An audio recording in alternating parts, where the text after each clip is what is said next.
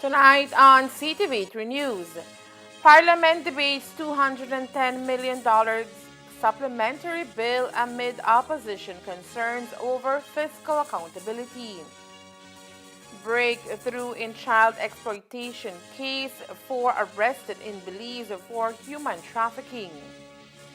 Ministers speak on Jose Mai's departure from cabinet.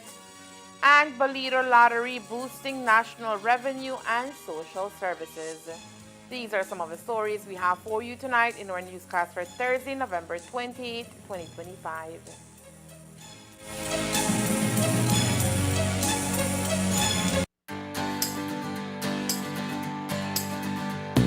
Looking for quality, tasty, and easy to prepare meals? Look no farther. M&M Frozen Foods, proudly distributed by United Distributors Limited, brings you a wide range of delicious frozen delights, perfect for every occasion. From frozen pizzas, quesadillas, garlic bread, jumbo samosa, cocktail samosas, pizza pockets, spring rolls, and happy noodles, M&M Frozen Foods is fresh, flavorful, and convenient for busy lifestyles. Whether you're planning a quick dinner, hosting a gathering, or stocking up for the week, M&M Frozen Foods has you covered. Available now at leading supermarkets and stores nationwide through United Distributors Limited. M&M Frozen Foods, extensive variety to satisfy every craving. Attention farmers! The New World screwworm is a serious threat to livestock, pets, wildlife, and humans. It causes yield losses, damages the quality of meat and skins, and can even kill them if left untreated. Check your animals daily. If you see any wounds on them, treat them immediately. Prevention is key. Apply approved healing and fly repellents to the navel of newborn animals after dehorning, ear tagging, or any other practice that leaves wounds on your animals to ensure your animal's well-being. If you notice worms in unusual wounds, report them immediately. Call Baha at 824-4872 or text or WhatsApp 670-7003 or call your nearest Ministry of Agriculture office. And don't forget, never transport or receive animals with injuries. Together, we will prevent the spread of this dangerous disease. This message was brought to you by Baha, OIRSA, AICA, USDA, and the Ministry of Agriculture, Food Security and Enterprise. We are the Public Utilities Commission. Since 1999, we have regulated Belize's electricity, water, and telecommunication sectors, ensuring quality services at reasonable rates for consumers. A lot has changed since our establishment in 1999, and so have we. To reflect our evolution and future-focused vision, we are proud to introduce our new identity, where the blend of colors show our balanced and inclusive approach to regulation, where innovation, sustainability, and trust are all equally important. Orange represents the telecommunications sector and symbolizes innovation and connectivity. Green reflects the energy sector, sustainability, and national growth. Blue represents the water sector, highlighting trust, stability, and life-sustaining resources. White symbolizes transparency and accountability, core principles of the PUC. We are the Public Utilities Commission, transitioning to a new look, but our core values remain the same: accountability, excellence, integrity, innovation, and professionalism. Our logo is more than a design. It is our visual commitment to continue to serve the people of Belize with transparency, competence, and professionalism. We are the Public Utilities Commission.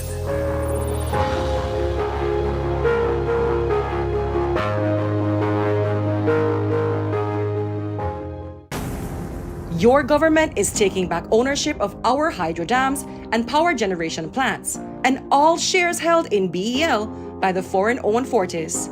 Belizean assets in the hands of Belizeans. Fully Belizean-owned and managed, with all local employees.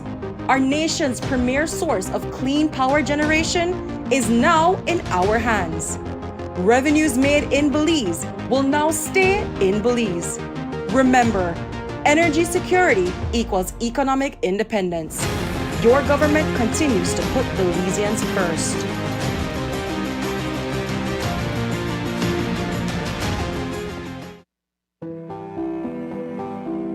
Police rescued a woman who was allegedly held captive and raped repeatedly by her ex-boyfriend. A few weeks ago, we told you about a teacher in the Corozal district who was accused of rape and sexual assault against a student. Well, tonight it's a principal that stands accused, and the student he allegedly abused is 30. A 17-year-old from the Belize district told police that her father had touched her inappropriately in a sexual manner in July before he raped her at their home on the day school opened. Real men don't beat up women. Real men don't prey on children. Real men don't abuse and rape and terrorize. Real men uplift women and protect children. It's time to break the cycle. Time to end the violence. It starts with us.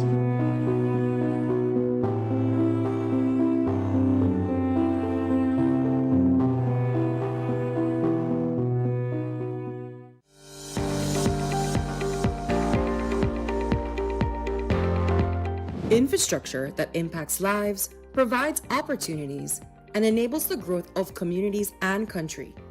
That has been the constant mission of the MIDH.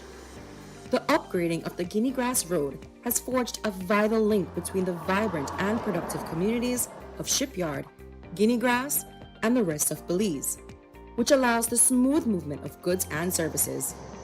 The transformation provided by meaningful infrastructure is very real. We had really been struggling to transport these hoses on these roads, right? Since we have all the holes in the roads and stuff like that. We do not have that issue anymore, right? So now when we are delivering our hose, it comes to its location in a 100% complete product, right? Before this highway came into place, this Tor Hill to Guinea Grass highway, there was a lot of bad things going on in terms of the road. It was bad. Potholes when it used to rain. People used to take a long time to come out and come into the village. And even teachers who are teaching here who have to commute find it very difficult to do their traveling every day. Una gran diferencia. En el tiempo que estaba la carretera que no estaba pavimentada era demasiado polvo. polvo por demasiado. Y era como más despacio, andabas como más lento porque pues no podías ir rápido. Pero ahorita es un gran beneficio, la mera verdad es, yo creo que es lo mejor que el gobierno ha hecho. Yo estoy muy feliz, muy alegre con ello. Well, now with this highway, now we have a lot of people, traversing the village. And our people in our village who have a small business like fast food, they're benefiting from that, no? Because people stop there in the morning, have their breakfast, and they go and continue their business. Have business been increasing? Definitely. Yeah, we have realized like when it comes to our customers, right? So like we do not have the problems anymore that customer would say if they would call in, okay, where are you located, right? And I would say, we're located entrance of shipyard. And then they would say, okay, we have to travel the bad road or whatever. So that's not a question anymore. In the past, I believe these students used to struggle, meaning going on the bus or traveling on pickup, and it took long, they reached late to their classes. But right now, the transportation is accessible and the highway is accessible. So from Guinea Grass to their destination, to Orange Rock, to the high schools in Orange Rock, it takes less time. Right now, I believe teachers, people smile because it only takes minutes to reach from Guinea Grass to Tora Hill.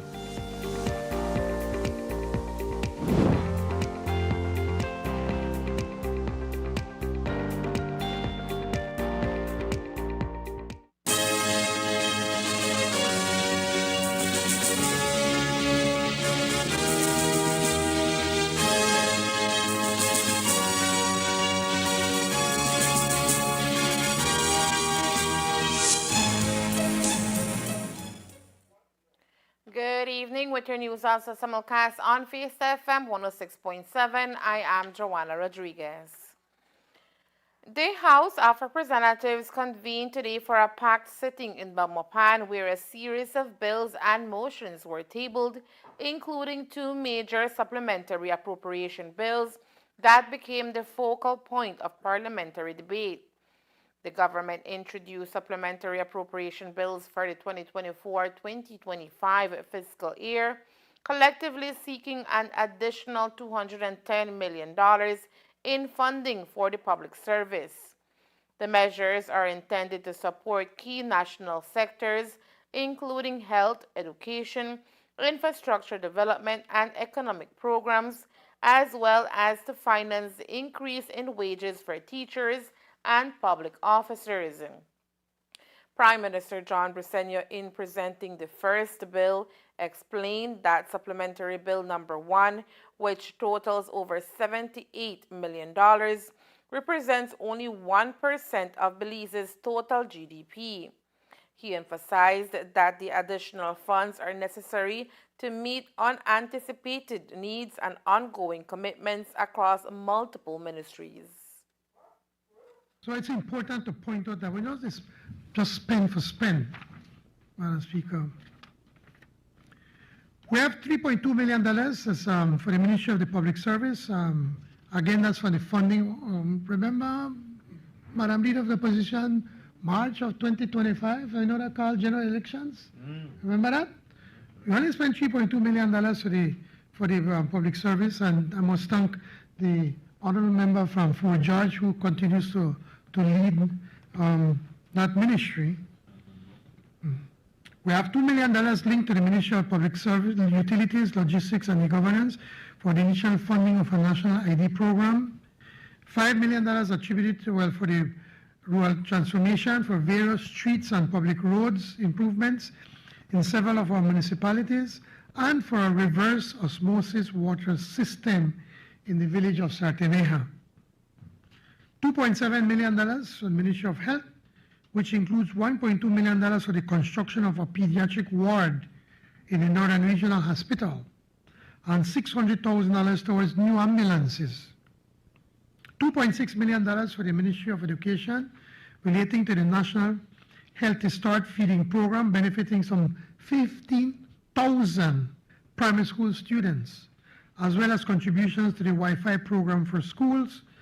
And one final mention is the $800,000 spent on surveys and mapping for the Ministry of Natural Resources as we continue to work assiduously under the leadership of the DPM to get lands in the hands of the Belizean people.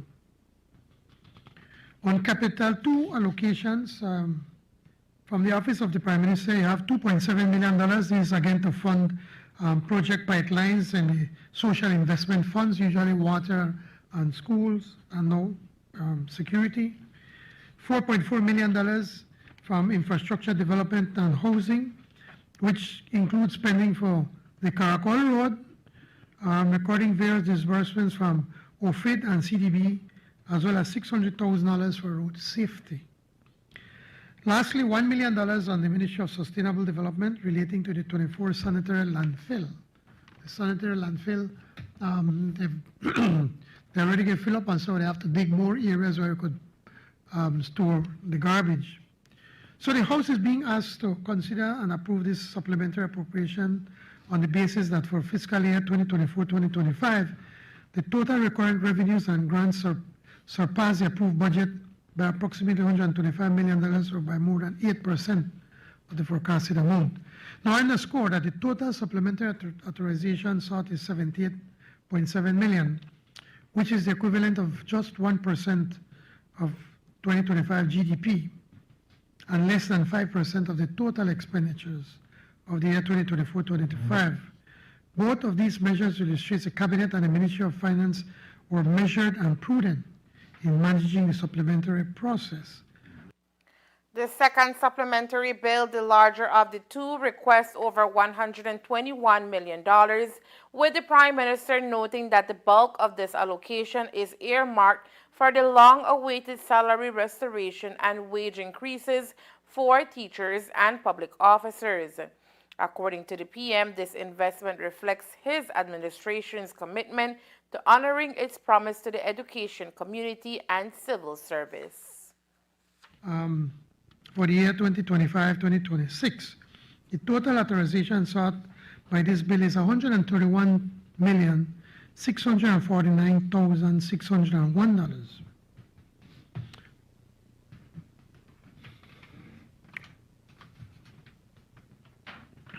Of which the required portion is around $30.4 million, Capital 2 is $74 million, and Capital 3 is $27.2 million. The requirement represents 23% of the total supplementary submission, while Capital 2 and 3 represent 77%. Again, the recurrent allocation is almost entirely the value of the wage increase. Remember, we give a wage increase for public officers, teachers, and security personnel, as we agreed earlier this year with the negotiations between Belize and the joint unions. And I'm sure you support that, right? Madam Leader of the Opposition? This is the first instance of the 4.5% of the current salaries, as it's estimated for just under $15 million for the period from 1st of October 2025 to 31st March 2024. When the entire wage and pension increase is implemented, the full 8.5%, the annual value of this increase will be $60 million per year. I wish to underscore that this is the largest increase in wages and pensions ever awarded by any government of Belize.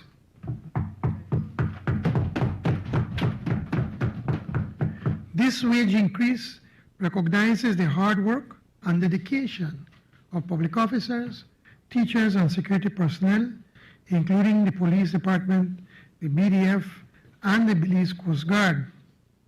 And I emphasize, as we on this side of the House have done during regular budget presentations, that the largest single allocation of public funds within the national budget is directed to the wages and pensions of almost 16,000 public employees. As the country's largest employer, this government has set the example with this wage increase, an example that recognizes the value of work and that considers the rising cost of living largely because of the price of imported goods, which are beyond our control. Speaking immediately after the Prime Minister's presentation, Leader of the Opposition, Tracy Panton, outlined several concerns and reiterated the Opposition's refusal to support either bill in its current form.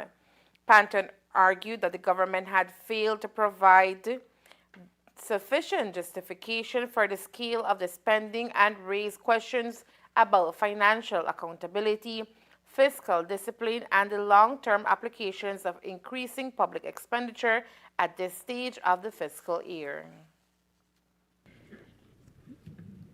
The members on this side of the House will not support the bill in its current form.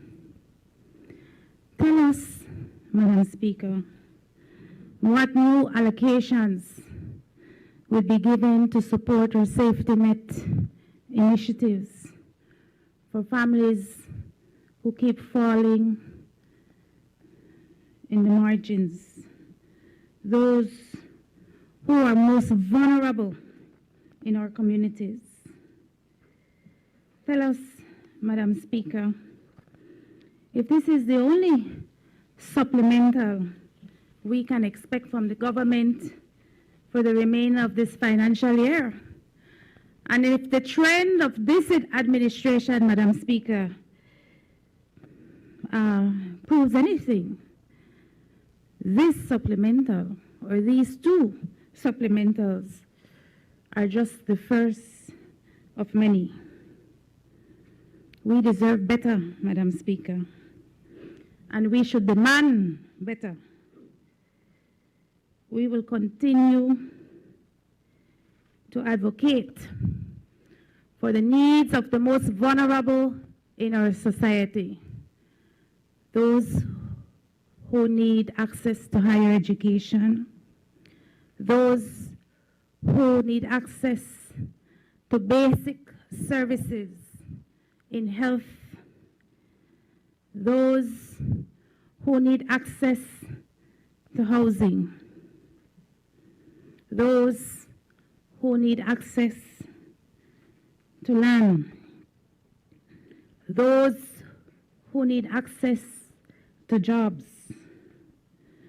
those who feel the pain every day of making difficult decisions, whether they're going to pay a utility bill or put food on the table. Another major item on today's agenda in the House of Representatives was the tabling of a $65 million loan motion aimed at upgrading 24 kilometers of highway between Belize City and Hattieville, a stretch of road heavily trafficked by daily commuters, cargo transportation, and the tourism industry. Prime Minister John Briceño explained that the projects form part of the government's broader national infrastructure plan and is expected to significantly ease traffic congestion, improve road safety, and enhance the overall flow of transportation into and out of the old capital. He also noted that the upgraded corridor would better support tourism movement, facilitate economic activity, and provide long-term resilience for one of the country's most critical arterial routes. According to the PM, the investment is necessary to modernize an aging and overburned roadway that thousands of Belizeans rely on every day. This project is the improvement, as I mentioned, of the 24-mile and kilometer section of the George Price Highway from Belize City to Hattieville, to improve its safety, accessibility, and efficiency in Belize. The expected outcome of the project is improved efficiency, accessibility, safety, and resilience of the George Price Highway, again from Belize City to Hattieville. This will, among other things, improve this road to international standards. And we all travel that road, I mean, most of us several times a week, and we can see how dangerous that portion of the road has become. And we have to improve the drainage and increase the road elevations at selected locations to enhance its resilience to climate hazards and to improve safety for all road users. We know that whenever we have a big storm hitting this area, or in the Belize City area, that area is the first area that gets flooded out. And during hurricanes, many instances, Belize is cut off from this part of the country. So it's important as a minister, and I'm sure he will be able to explain more for infrastructure development, has pointed out that the amount of water now that we are having, the drains that were put in there probably about 50 years or so ago, cannot withstand that deluge that's coming through these drains and these culverts. So we have to be putting way much bigger culverts, more of them, and also raise the level of that road. Also the Burden Canal, all of us know about the Burden Canal Bridge. And many of us, especially when you're coming up, you have to slow down because the slope ends up being high and then it goes down quickly right on a curve, on both sides from curves. And we know that area can be very, very dangerous and you can easily lose control of a vehicle. That bridge was constructed in 1988, which does not meet the American Association of State Highway and Transport Officials, HL 93 Vehicular Live Road, a standard adopted by the government for all new structures on our main highways. Given that the George Price Highway is a vital transport link, and using this code for bridge designs, we have to ensure that all our bridges can safely support all these trucks with a lot of weight, with goods that they're traveling across this country. So this project provides access to the commercial center in Belize City for a high volume of high and light goods vehicles. Similarly to other highway sections, its improvement will positively impact safety, travel times, and vehicle operating costs, thereby creating improved conditions for trade, social, and economic development.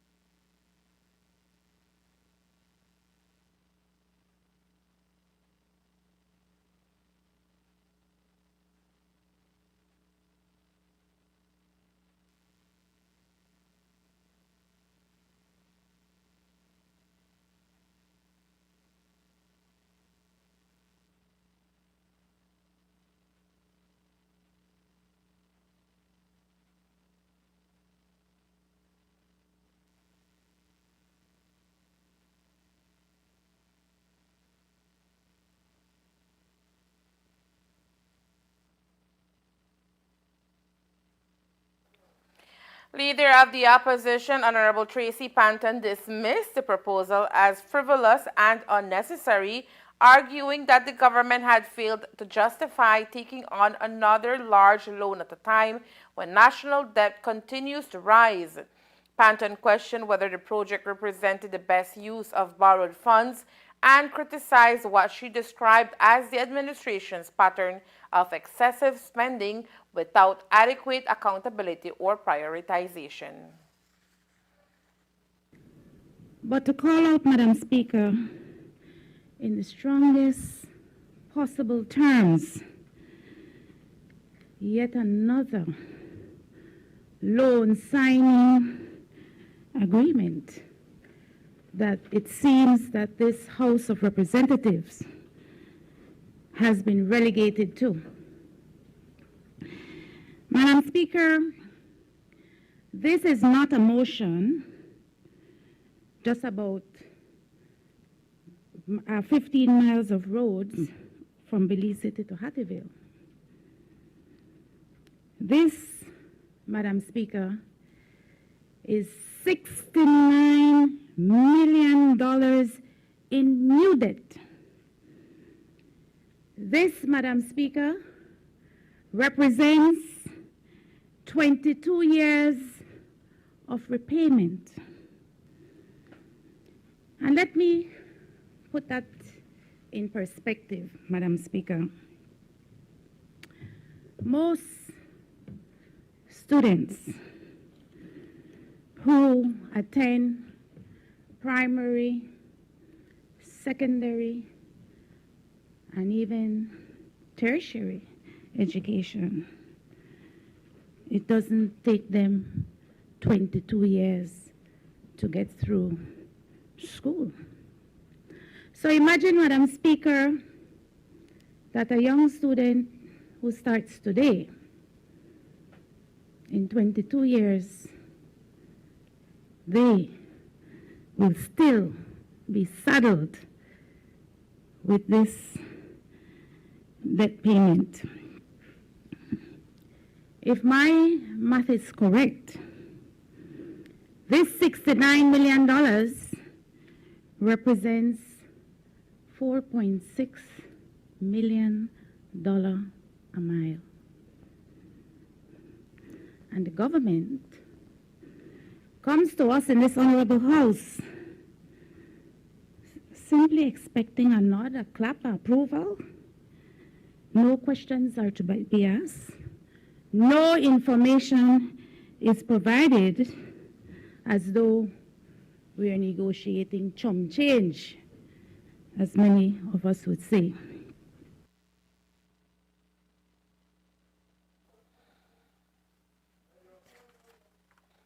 The debate over the loan motion reflects a broader tension in today's setting as both sides continue to clash over the government's spending agenda and the country's financial direction. While a number of representatives failed to attend today's House session, one vacant seat drew particular attention. The seat previously held by former Agriculture Minister Jose Abelardo May, who also represents Orange Walk South. May's absence is especially notable given his recent sudden exit from the cabinet. Prime Minister John Briceño has publicly stated that May is currently on a medical leave of absence to undergo significant surgery related to long-standing injuries from a horse riding accident. However, reports indicate that May had submitted a resignation letter, fueling speculation that external pressure, specifically from the United States, may have played a role in his departure. Despite this, PM Briceño dismissed such claims during Tuesday's cabinet meeting, asserting that he met with the U.S. Treasury Affairs and at no point was there any mention of the need to remove a minister or any foreign pressure. Today, his former cabinet colleague spoke on his departure. I wouldn't be able to comment on that. You're a member of cabinet. I have, and I've personally tried to reach out to Minister Mai, but I haven't gotten a response as yet from him. But would you have seen some signs of pain and discomfort from him in cabinet? It's been quite some time that he has been complaining of pain, yes. Yes, and as the Prime Minister said, you all would make jokes about it from time to time. Correct. So you believe that in fact he had to take time off because that is what the Prime Minister and I believe Minister Mai have said. I haven't spoken to Minister Mai as yet. Okay. And that's a reasonable reason to resign. I mean, Mr. Barrow had a bad back for many years. I'm not going to speculate. I don't know the condition of Minister Mai, and that is something that you'll have to ask him. You would have been in cabinet with him. I am in cabinet. He is a friend of mine. Yes, he had an accident, but I leave it as that. You know, all of us decide and know how we feel. You know, there's sometimes that we need to take a break. I can't speak for him. He needs to speak for himself. Yeah. Thank you very much. Thank you, sir.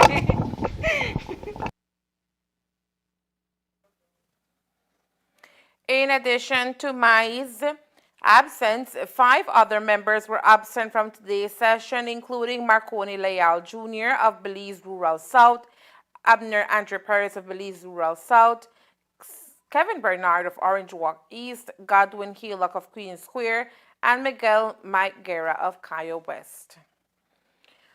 Police responded to a traffic collision near the 37-mile marker in Ribbon Ridge Village, Belize District, where they found a red 2005 Ford Explorer owned by Steve Perriott of Orange Walk Town. The vehicle was situated on the left shoulder of the highway, facing towards Carmelita Village, and exhibited significant damage. Preliminary investigations suggest that the SUV was headed from Belize City to Orange Walk Town when the driver apparently nodded off while driving through the Rayburn Ridge area. This caused the vehicle to veer off the road and crash. There were 4 individuals inside the vehicle at the time of the incident: Leonel Guerra, Cristobal Palomo, Hyler Acosta, and Rian Medina. Additional details about the occupants remain unknown. Assistance was provided by Trial Farm Police, who issued medical legal documentation, while Ladyville Police were also informed of the accident. Fortunately, all 4 passengers sustained minor injuries, received medical treatment, and were subsequently released. Authorities have imposed a $2,000 fine on a vegetable seller caught transporting and selling uncustomed goods in Guinea Grass Village, Orange Walk District. The incident occurred on Sunday, November 16, 2025, at approximately 11:40 a.m. when officers from the Mobile Interdiction Unit on routine patrol observed a white Isuzu box truck parked outside, offering vegetables for sale. The vendor, identified as 39-year-old Sumeri Christina Narvaez, claimed that she possessed a customs receipt but was unable to present it to officers. The vehicle and vendors were taken to the Orange Walk Customs and Excise Office for inspection. During a thorough search, officers discovered substantial quantities of uncustomed produce, including onions, carrots, potatoes, as well as soft drinks such as Pepsi. Following an assessment by a customs examiner, a fine of $2,000 was levied on Narvaez. No additional charges were reported in connection with the incident. And in the south, during an ordinary patrol along the highway early this morning, Bella Vista police intercepted a van believed to be carrying illegal soft drinks. Police reports indicate that a white Toyota van with the license plate SC5317, driven by Vicente Cucul from Trio Village in the Toledo district, was stopped.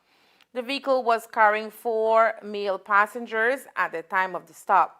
Upon inspection, authorities found the van filled with a variety of soft drinks, including both cans and bottles. When asked for documentation, the driver was unable to provide any proof of importation or proof of duly payments for the beverages. The driver, 4 passengers, and the suspected contraband were taken to the Bella Vista police station. A thorough inventory uncovered 20 cases of canned soft drinks and 25 cases of 3.3-liter bottled soft drinks.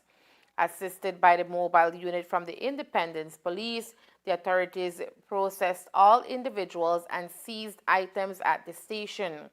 The investigation is ongoing as officials seek to determine the origin of the soft drinks and their intended distribution. Authorities are currently investigating a serious allegation of sexual abuse involving a 12-year-old girl in southern Belize. The investigation was launched in November 2025 after the minor reported the incident.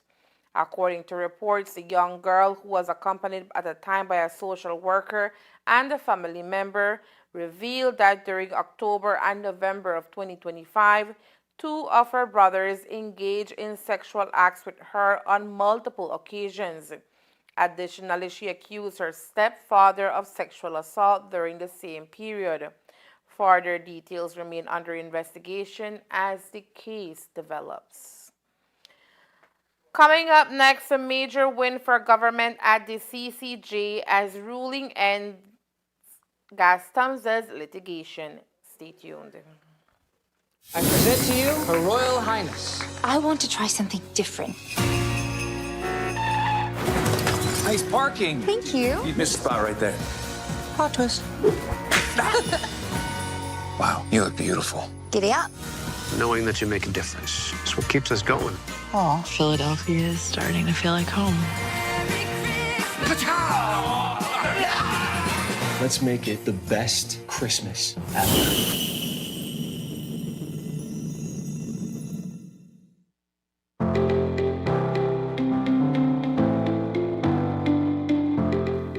It is truly an honor to stand here today as a part of the Self-Coolant Repair Training Program. A program that has not only taught us a valuable technical skill, but also empowered us as women to step into a field that is often seen as male-dominated. We learn how to open up phones, identify parts, common problems, and even fix these issues on our own. We have not only learned a new trade, but we have proven that women can do anything we set our minds to. I am forever grateful for this experience. This course was amazing, and I bet these ladies have that knowledge now, and nobody's gonna take away that knowledge that we have. So it's an opportunity for you to start to figure out the way forward and to be able to market to your community. When women are empowered and they're productive, they produce, GDP grows, and we're all more productive and better off as an entire country. So they're investing in you, and they fully expect that you guys are going to go out and work and make your community better, make your families better, and then the country as a consequence is going to be so much better because of your hard work. I want to thank you for believing in yourself, for having the confidence to at least attempt something new. And in the future, I want you to continue to take chances, to challenge yourself, not to underestimate what you can do and try new things, because a lot of times people need just one chance.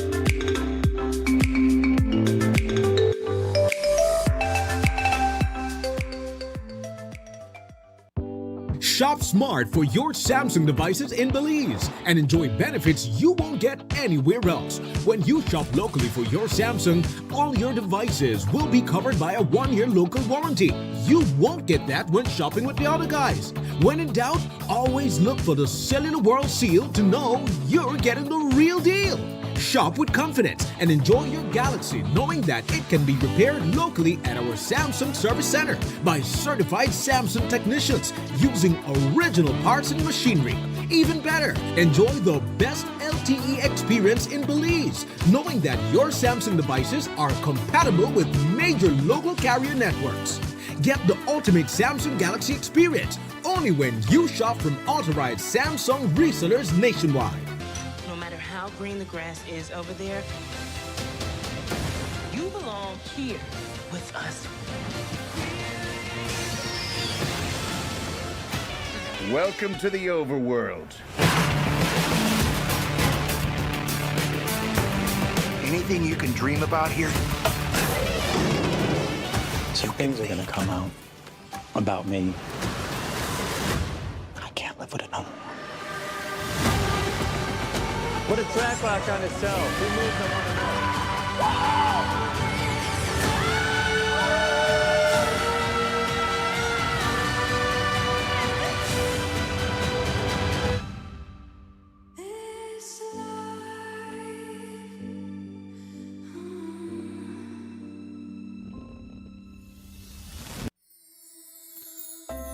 Hoy te vamos a contar un cuento basado en una historia real.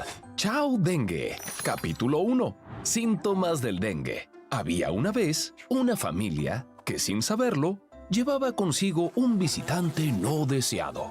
No era un monstruo ni un fantasma, pero sí algo que podía debilitar su cuerpo y robarle la energía.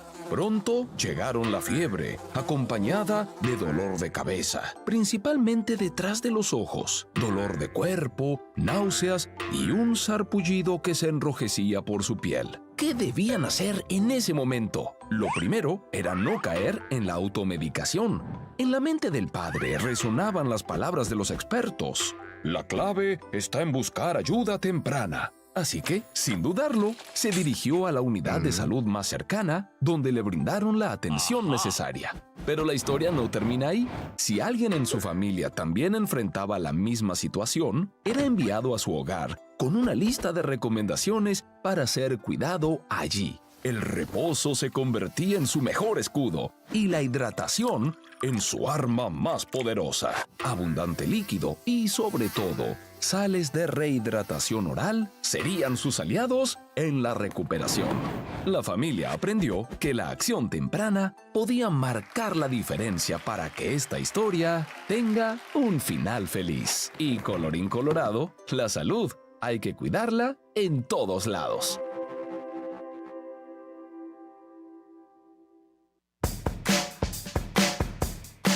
Is your internet struggling to reach every corner of your home? Say goodbye to dead zones. Introducing Villo, your ultimate solution for seamless internet coverage.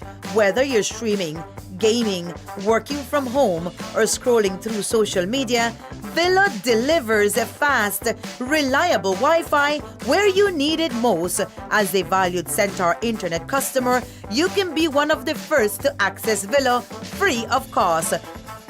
For more information, call 380-0101.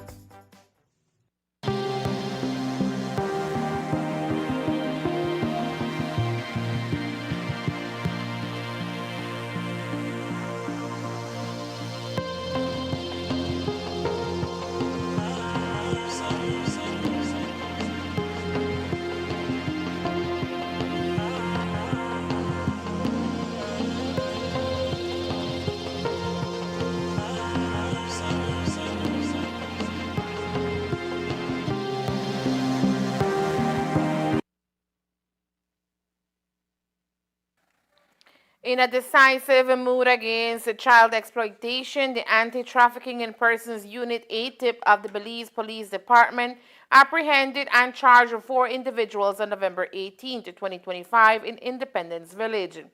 The suspects are accused of heinous crimes linked to the commercial sexual exploitation of a young Belizean girl, marking a significant step forward in the fight against human trafficking. The accused Belizeans Oscar Diaz, Maria Arias, and Ramona Cucul, along with Guatemala national Gloria Rodriguez, face grave charges of facilitating child prostitution. The arrest underscores the relentless efforts of law enforcement to dismantle trafficking networks and protect vulnerable minors from exploitation. Following the arrest, the suspects were arraigned at the Independence Magistrate Court. They were granted bail set at $6,000 each with one surety. The case has been adjourned with the next court date scheduled for February 11, 2026. Authorities urge the public to remain vigilant and proactive. If you suspect human trafficking or believe someone may be a victim, immediate reporting can make a difference. Tips can be relayed to the police at 911, the ATIP unit at 822-2083, the Department of Human Services at 0800 Protect, or Crime Stoppers Belize at 922. Reports can also be submitted anonymously via the P3 Tips app.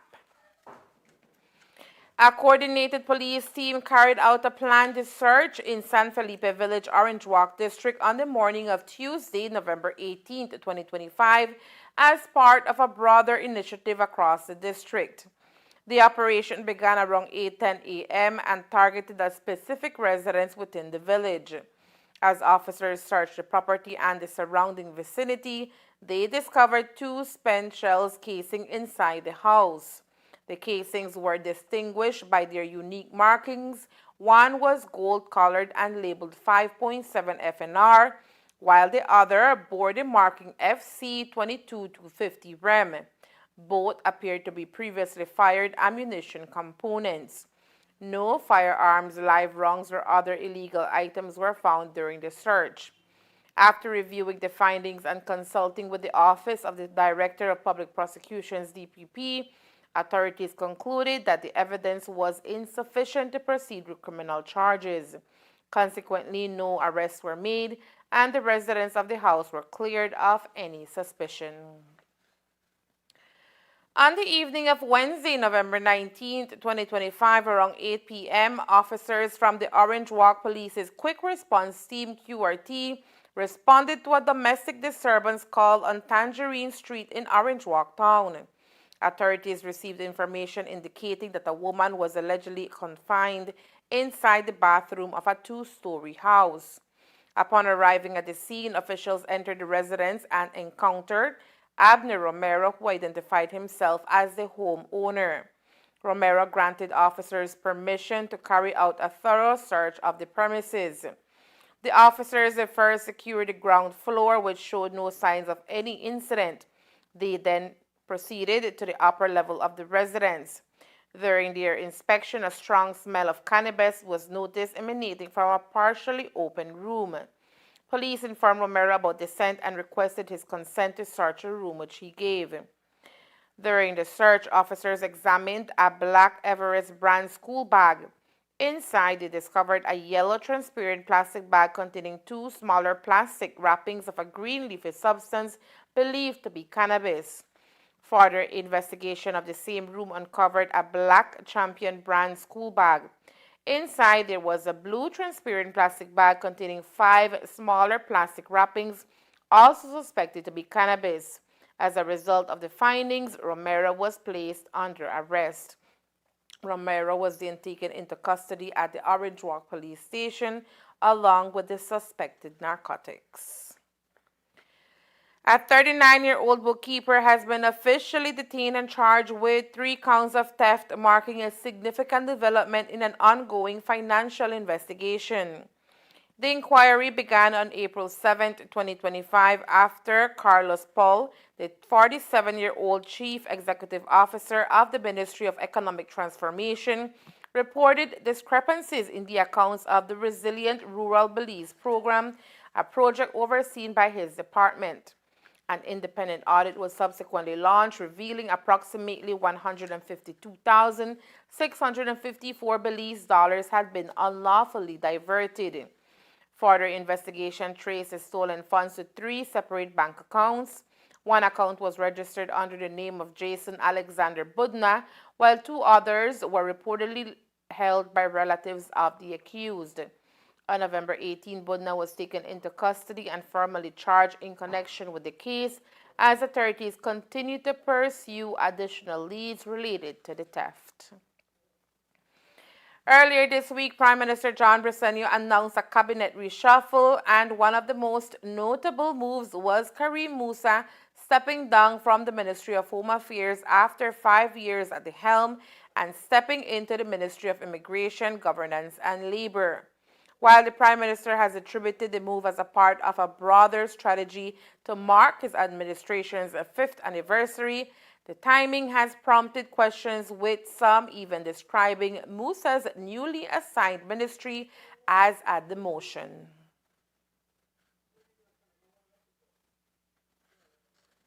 I look at every single opportunity to serve the people of Belize as a promotion. First and foremost, I think we have to acknowledge at all times that we are area representatives. All 31 of us hold a very special place, privileged place in this country. I am the representative for Caribbean Shores. That's my primary role. Second to that, of course, is our ministerial appointments, if it is that the Prime Minister finds it that you are to be a minister. And so I look forward to this new role, the Ministry of Immigration, Labor and Governance, as a new challenge for me. I look forward to it with great optimism. I know that it's a lot of challenges over at the Immigration Ministry. Labor, of course, has its issues as well. And of course, the redistricting process that comes with governance. And so all of them, the Prime Minister said he would need my assistance, primarily because of my legal background, for us to navigate the way forward in these 3 very critical ministries. So I look at it as a promotion. So why didn't he assign you this portfolio when he made his cabinet back in March?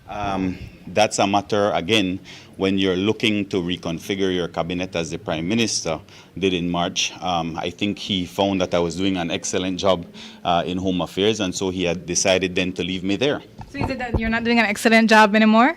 Well, the Prime Minister's words were, I'm doing a good job. So, and I think according to your news director, I got a B+. So I think overall, I left the Ministry of Home Affairs in very able, qualified hands in Minister Mira, but I left it having done a pretty good job. Musa also dismissed rumors that his removal from the Ministry of Home Affairs has to do with the kidnapping case of Ryan Budna. Absolutely not. I think everyone knows, the Prime Minister, the Cabinet, and Belize knows I have absolutely nothing to do with that. So I don't see how I could ever be blamed for that. How would you answer the question of who thief Budna? I have no idea. So that will be left up to the DPP. As you know, she now has the file, and we'll see where that goes from there. But she said that the file had less than nothing in it. What's your reaction to this? That's a matter of perspective, I think, because based on what I had heard at Cabinet, obviously there's video footage that you can make use of. There are statements from several officers that she can now go back to question and re-interview these officers. So I wouldn't say there's less than nothing based on what I have heard, but again, that's a matter of perspective. The Caribbean Court of Justice, CCJ, has delivered a decisive ruling in the high-profile Gas-Tamsa case, affirming that the Belize government did not violate the constitutional rights of the company and other private gas companies over the importation of liquefied petroleum gas, LPG. For years, companies such as Western Gas and Zeta Gas trucked LPG into Belize from Mexico and Central America. In 2020, the government created the National Gas Company, NGC, to centralize imports by sea through Big Creek, leaving private companies to buy from NGC and resell. This gave NGC a monopoly, while the gas companies argued that the system would destroy their business model and claimed their goodwill had been taken. The case went through Belize's courts and then landed at the Court of Appeal, where a decision was handed down in April of 2024. At that time, the Court of Appeal ruled that the government had infringed upon the company's rights to work and property. It also ordered a reassessment of damages amounting to $10 million and eliminated a requirement for a 1.5 million US dollar gallon LPG storage facility as a condition for import eligibility. This afternoon, CCJ President Winston Anderson summarized the court's comprehensive 200-plus page judgment, clarifying that the government's actions did not breach any constitutional provisions. The CCJ overturned the Court of Appeal's orders, ruling that no vindictory damages are owed to Gas-Tamsa. The court's decision also made no ruling regarding cost. Today, during Parliament, the Prime Minister spoke on the ruling briefly. And the Supreme Court and the Caribbean and the CCJ, and the Court of Appeals did rule against the government. Actually, they had us, we'd have probably had to pay about $68 million in damages to the gas companies, including Tamsa, the gas company, based on the Court of Appeals decision. And I want to publicly thank Yvonne Courtney, Senator Courtney, who took up the case, went to the CCJ, and guess what? Senator Courtney won the case. So in effect, he is saving this government, this country, people of Belize, millions of dollars, trying to correct the foolishness that the other side did when they were in government. So I think it's important for me to share that and to congratulate Senator Courtney and his team for winning this very important case on our behalf. That said, Madam Speaker. The ruling reaffirms the government's regulatory authority over LPG imports, emphasizing the importance of national safety and economic regulation. It effectively closes a chapter in years of litigation and sets a significant legal precedent for future constitutional claims in Belize. In the House today, Prime Minister John Briceño also highlighted what he described as one of his administration's major achievements, the government's repossession and nationalization of the Bolido operation. In his presentation, the PM told Parliament that for more than a decade, the lottery system have been controlled by what he referred to as UDP crony, depriving the public of millions in revenue that should have benefited Belizeans.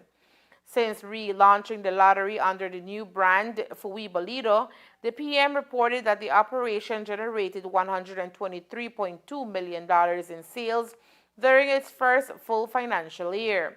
Of that amount, $105 million was paid out in winnings to the public. After covering operational expenses, the government recorded $16.7 million in net earnings between April 2024 and March 2025. Presenia noted that profits for the second year are already projected to exceed $20 million, signaling what he called a strong and sustainable revenue source for Belize. Decided that this Bolido have to come back to the people.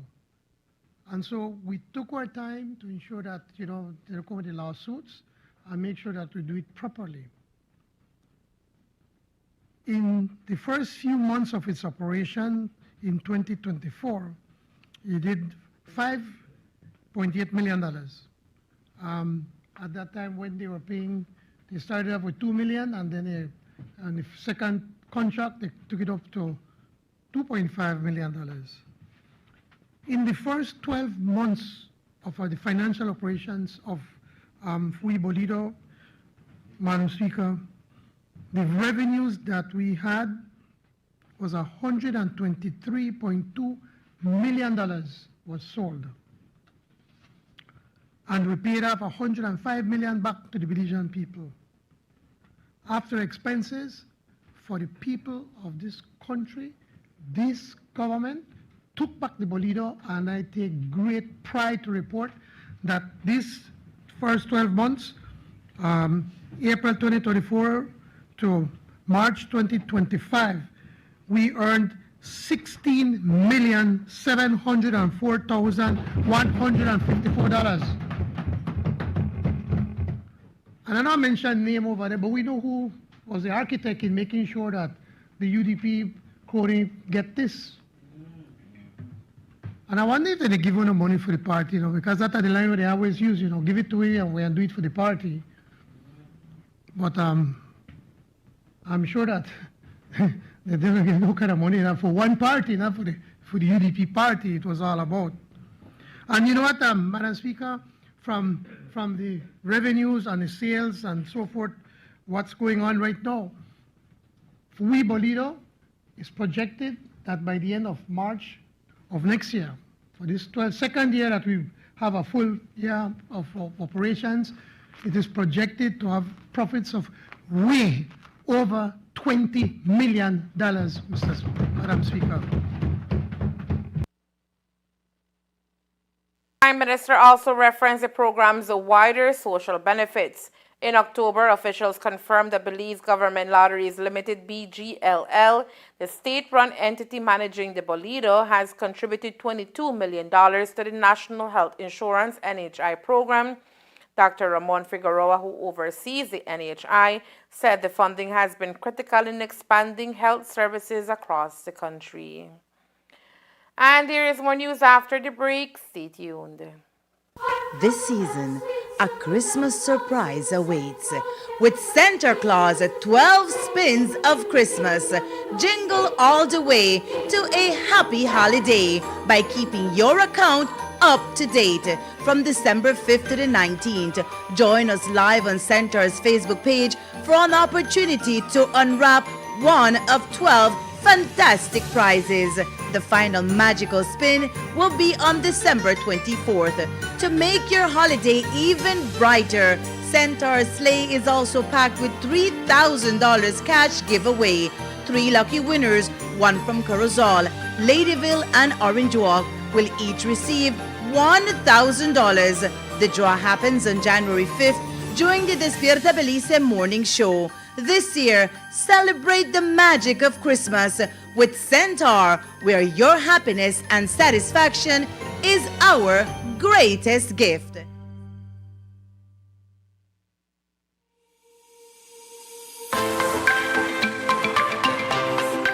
Personally, I want to thank the GOB, Government of Belize, for giving Ecumenical College its fair share of these Chromebooks. We used to get our work done and learn on the typewriter. In the last 25 years, you have seen a complete transformation.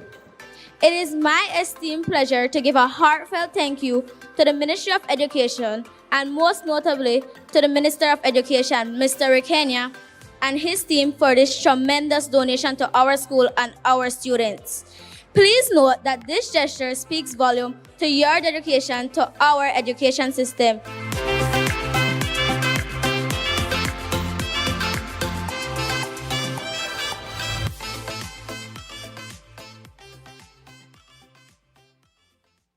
Basketball fans, the NBA season is back and more electrifying than ever. Forever. Witness every battle, every dunk, and every overhead and back pass with Centaur's Express Plus app. This season is a must-watch event packed with heart-stopping moments and unforgettable plays. Don't miss out. Stream all the action live on the Centaur's Express Plus app. Hey, drop James Harden's ass! Express Plus, your front row seat to the 2025 NBA season.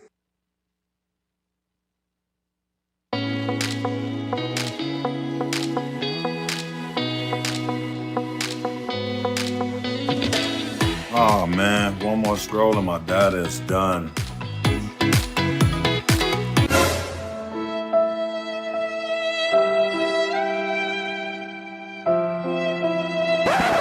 Wait, who said anything about running out? Smart just dropped a more powerful plan that now includes social media data so you can scroll till your fingers cramp. Enjoy free social media data now included in our Flex Choice and Select postpaid plans. Visit any Smart showroom to sign up today because connectivity just got even better. Smart, bringing people together. Cellular World 21st anniversary is here and we're celebrating big. We've lined up 21 incredible offers on the products you love the most. Get the coolest smartphone starting at just $109 or go premium with Samsung and Apple deals you can't miss. Upgrade your home with a new 55, 65 or 75-inch smart TV at an unbelievable price and make every night a movie night or take the party anywhere with a new JBL Grip speaker and Samsung headphones, all with a 1-year warranty and the special anniversary price. Plus, enjoy incredible discounts on laptops, printers, and office equipment, perfect for home or work. Thank you for being with us for 21 years. Belize, now celebrate with us for all the years to come. Visit Cellular World today in Belize City, Belmopan, Orange Walk, and San Pedro. Get the most out of your internet with Centaur's ExpressNet. Are you ready to supercharge your online experience? When connecting to your Velo Mesh device, make sure you're linked to our blazing fast 5 GHz frequency. Why 5 GHz? Faster speeds at a shorter range. 5 GHz is perfect for use in smaller spaces where speed is your top priority.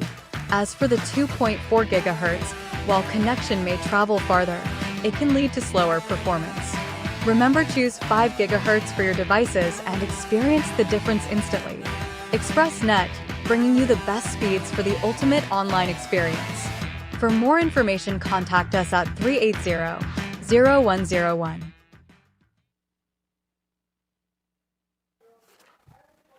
The Ministry of Home Affairs, in partnership with the Embassy of the Republic of China, Taiwan in Belize, and the Taiwan International Cooperation and Development Fund, completed its 4-year Women's Economic Empowerment Initiative.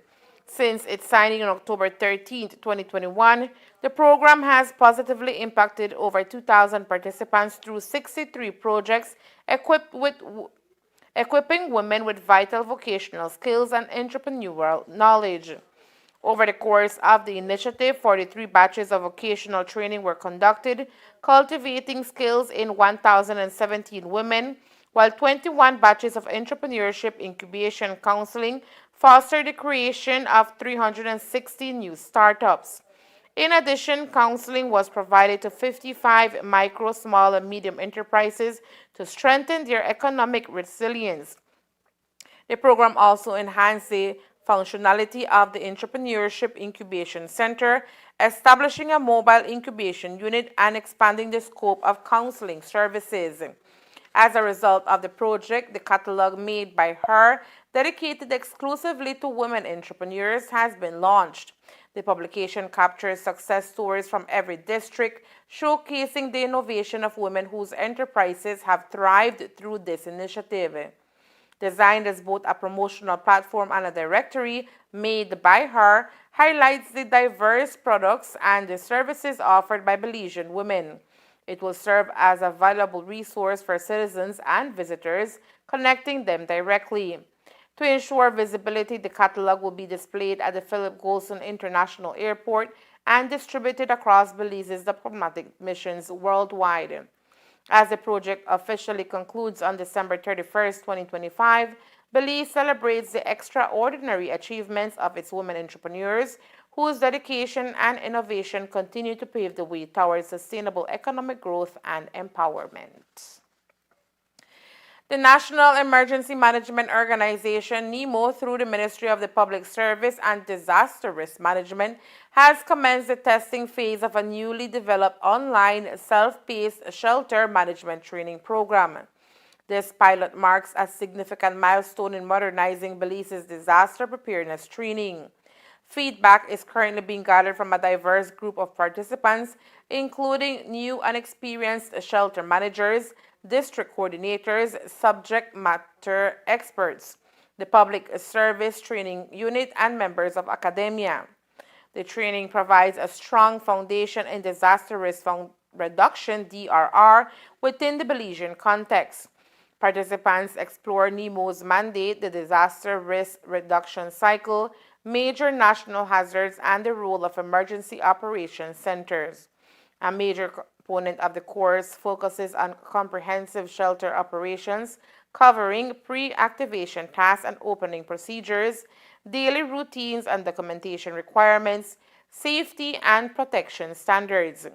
The digital course is initially being offered to public officers with plans to expand access to trained response teams and community volunteers once finalized.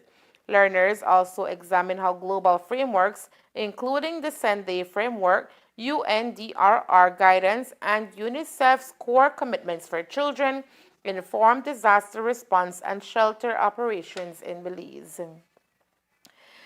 And that's the news. We invite you to join us for another newscast on Friday, November 21st, here on CTV3 News and Fiesta FM 106.7.